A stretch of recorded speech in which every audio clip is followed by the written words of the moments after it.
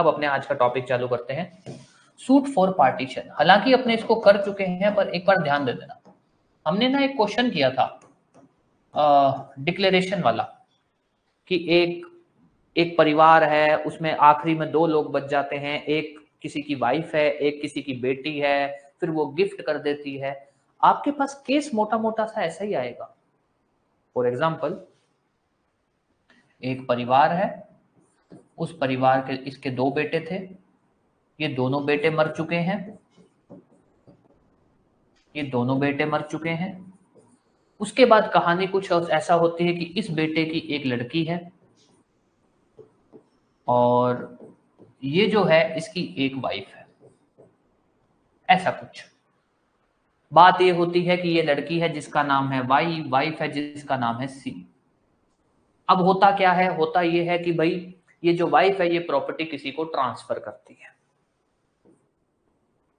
अपना जो हिस्सा है वो किसी को बेच देती है। होता क्या है, जब वो हिस्सा बेच देती है तो ये डॉटर कहती है कि नहीं, इनका तो कोई हक ही नहीं बनता। ये वाइफ बोलती है भैया हक बनता है, क्यों नहीं बनता, मेरा इसमें हिस्सा है। डॉटर मना करती है। ये वाइफ जाती है कोर्ट में, ये कहती है कि साहब मेरे को मेरा हिस्सा दे दो, मुझे मेरा हिस्सा दे दो।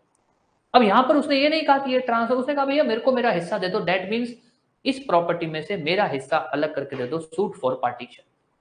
अब यहां क्या होगा, ये डॉटर कुछ ना कुछ ग्राउंड्स देगी, वाइफ अपनी बातें बोलेगी। अब दिक्कत क्या है, अपने को कुछ एक बेसिक बातें पता होनी चाहिए। बेसिक बातें क्या है, सबसे पहला, अगर प्रॉपर्टी मेल की है, मेल पर्सन की है, तब वो प्रॉपर्टी कैसे बटेगी, किसको बटेगी। अगर प्रॉपर्टी फीमेल की है तब वो प्रॉपर्टी कैसे बटेगी और किसको बटेगी। मेल के केस में कहानी सिंपल सी है कि भैया इसकी वाइफ, इसके बच्चे, उनको मिलेगी। इनके बाद जो मेल का जो क्या नाम है, क्या बोल सकते हैं, क्लास 1 जो भी बच जाते हैं, क्लास 2, इस तरीके से। तो अब अपने एक बार पहले इसकी लिस्ट बना लेते हैं। ये अपने को याद रखनी है चीजें, ताकि अगर इन केस, जरूरी नहीं है कि वो आपको यही बोले कि भैया जो प्रॉपर्टी है वो मेल की है तो इस हिसाब से चलेगा, प्रॉपर्टी फीमेल की है तो इसके हिसाब से चलेगा। और अपने को एक ध्यान रखना है, शेड्यूल, शेड्यूल है ना हिंदू सक्सेशन एक्ट का, वो कि भाई क्लास 2 जो है, क्लास 1 में आपको दिक्कत नहीं आएगी। क्लास 1 में तो ये कि सबको हिस्सा बटेगा, सब में बराबर का हिस्सा आएगा। क्लास 2 याद रखना है कि भैया क्लास 2 में किसका क्या है, पहले फादर है, फिर उसके बाद मान लो बेटे की बेटी के आगे वाले हैं, फिर बेटी के जो आगे हैं, जैसे पहले तो है पोती के जो भी बच्चे, फिर है दोहिती के, मतलब डॉटर की डॉटर के बच्चे, क्योंकि सन, डॉटर, ये सब क्लास 1 में। तो मैं कुछ एक चीजें आपको लिख देता हूं जो आपको याद करनी ही करनी है, नहीं याद है तो आपको याद करनी ही करनी है। अगर पार्टीशन का केस आता है जो फैमिली लॉ में चलेगा, मतलब जो हिंदू सक्सेशन एक्ट पे चलेगा, तो अगर आपको ये चीजें पता है तो आप कंफ्यूज नहीं रहोगे, ठीक है। तो अब अपने इसको लिख लेते हैं, आपको कोई भी डाउट रहे, कुछ भी रहे तो पूछ लेना। सबसे पहले आप याद करोगे शेड्यूल, इस चीज का, हिंदू सक्सेशन एक्ट का शेड्यूल। हिंदू सक्सेशन एक्ट का शेड्यूल याद करते टाइम आपको इतनी सी बात याद रखनी है, सन, डॉटर, ठीक है, और वाइफ हो गया, सन हो गया, डॉटर हो गया। अगर लड़का बेटा मर चुका है तो उसके बच्चे जो हो गए, लड़की मर चुकी है तो उसके जो बच्चे हो गए, ठीक है। ये सब जितने भी हैं ये सब क्या है, क्लास 1 में है। क्लास 1 का मतलब है कि इनकी प्रेफरेंस हमेशा पहले रहेगी, ठीक है। मदर, मदर भी क्लास 1 में है, माँ, माँ भी क्लास 1 में है, ठीक है। ये हो गया। अब आ जाओ आगे, क्लास 2। क्लास 2 जरूर ध्यान रखना, क्योंकि अगर क्वेश्चन यहां से बनाना तो आपको दिक्कत हो सकती है। फादर, हालांकि क्वेश्चन बहुत इजी होगा, बस आपको ये है कि आपको क्रोनोलॉजी अच्छे से पता होनी चाहिए। फादर, देन सीधा याद रखना, बेटा हुआ, बेटे की लड़की होगी, पोती, पोती के बच्चे, याद रख लेना। अगर तो सिर्फ पोती है तो वो इसमें, पोती मतलब सन्स डॉटर, वो इसके अंदर आएगी। पर अगर बात आती है भैया आगे आगे पोती के बच्चे, पोती का लड़का, पोती की लड़की, क्लास 2, ये याद रखोगे आप, ठीक है। देन उसके बाद पोती के बच्चे हो गए, जो भी बंदा है, मरे हुए बंदे के ब्रदर सिस्टर क्लास 1 में नहीं आते हैं, ब्रदर सिस्टर क्लास 2 में आते हैं। देन उसके बाद दोहिती, मतलब डॉटर्स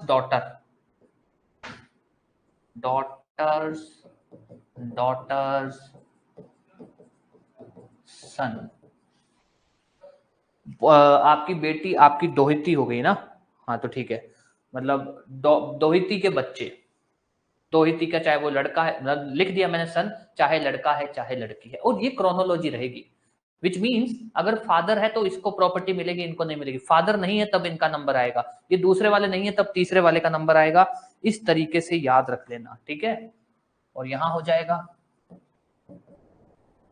ब्रदर्स, क्या नाम है, ब्रदर के जो भी बच्चे हैं, सिस्टर के जो भी बच्चे हैं, ठीक है, ब्रदर्स जो भी हैं, ठीक है, और सिस्टर के जो भी बच्चे हैं। अब आ जाओ, देन कम्स दादा दादी, फादर्स मदर, दादा दादी क्लास 2 में आते हैं, ठीक है, दादा और दादी। फिर उसके बाद दादा दादी हो गया, उसके बाद आप एक याद रख लेना, दादा दादी के बाद नाना और नानी। अब ध्यान दे देना, ये ध्यान दे देना, ये शेड्यूल आपके लिए इसलिए जानना इंपॉर्टेंट है क्योंकि अगर डिस्प्यूट ऐसा है कि एक कह रहा है साहब मैं इसका भाई हूं, दूसरा कह रहा है कि मैं इसका एडॉप्टेड बच्चा हूं, क्लास 1 एडॉप्टेड बच्चे को मिलेगा अगर वो ये बात प्रूव कर जाता है तो। एडॉप्टेड भले ही है पर बच्चा है, अब उसका एडॉप्ट हो चुका है ना, उसका बच्चा है।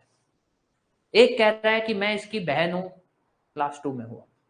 फादर वाला तो खासकर ध्यान रखना क्योंकि फादर वाला तो ऐसा है, एग्जामिनर ना, मतलब एग्जामिनर्स तो ऐसे हैं कि उनका फेवरेट टाइप से टॉपिक है फादर वाला, कि भैया फादर क्लास 1 में है कि नहीं है। फादर क्लास 1 में नहीं आता, मदर आती है, मरे हुए आदमी की माँ का हिस्सा क्लास 1 में है, उसकी वाइफ का हिस्सा क्लास 1 में, उसके बच्चों का हिस्सा क्लास 1 में है, उसके पोतों पोतियों का हिस्सा क्लास 1 में है, ठीक है। पोते पोती हो गए, दोहिते दोहिती हो गए, दोहिते दोहिती क्यों, क्योंकि बेटी का हिस्सा उनके पास जाएगा, बेटी का हिस्सा उनके पास जाएगा।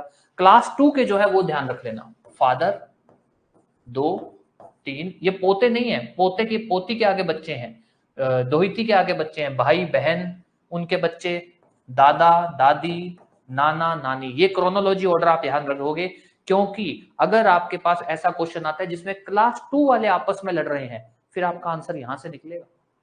भाई मान लो भाई लड़ रहा है और मरे हुए आदमी के, मतलब मरे हुए आदमी की दादी या दादा मान लो, उसका भाई और उसका दादा आपस में लड़ रहे हैं, पहले भाई को मिलेगी तो भाई के पास जाएगी प्रॉपर्टी, क्यों, क्योंकि इसका वो बनता है, क्या नाम है, क्रोनोलॉजी के हिसाब से इसका पहले क्लेम बनता है।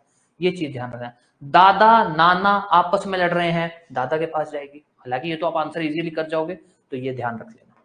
क्लास 1 के अंदर जितने भी लोग हैं इन सब में बटेगी, इक्वल शेयर में बटेगी, इक्वल शेयर में। और एक चीज ध्यान रख लेना, अगर कोई पर्सन है, मान लो ये ई है, इस ई की 2 वाइफ है, W1 W2, ठीक है। इन वाइफ के आगे इस वाइफ के 2 बच्चे हैं, ए और बी, इसका एक ही बच्चा है सी, ठीक है। अब ध्यान देना हिस्से कितने बनेंगे, कानून बोलता है यह आदमी जो है इसकी वाइफ कितनी है, 2, दोनों वाइफ का एक हिस्सा बनेगा, हर बच्चे का अलग अलग हिस्सा बनेगा। कितने हिस्से बन गए, 1 2 3 4, 4 हिस्से बन गए। दोनों वाइफ का 25% शेयर है, ये मत कर देना वाइफ 1 का अलग शेयर, इसका अलग शेयर, इसका अलग, इसका अलग, इसका अलग, 5 हिस्से बना दो, नहीं, हिस्से 4 बनेंगे और एक हिस्सा इन दोनों में बराबर बटेगा। ये पॉइंट ध्यान रख लेना कभी भी अगर, क्योंकि ऐसा क्वेश्चन आ सकता है कि भैया किसी की 2 वाइफ है, दोनों वाइफ के आगे इतने बच्चे, तो बच्चों में तो बराबर हिस्सा होगा। ऐसा नहीं कर सकते आप कि इस वाइफ के 2 बच्चे हैं तो इनको कम नहीं, बच्चों में बराबर जाएगा क्योंकि वो इसके बच्चे हैं, बच्चों में बराबर जाएगा। कहानी बनती है वाइफ, दोनों वाइफ 2 है 3 है 4 है 5 है 10 है, सबका एक ही हिस्सा रहेगा और उन सब में बराबर बट जाएगा। ये कुछ एक छोटी मोटी से पॉइंट्स हैं जो ध्यान रखते हैं। एक ये बात हो गई। अब अपने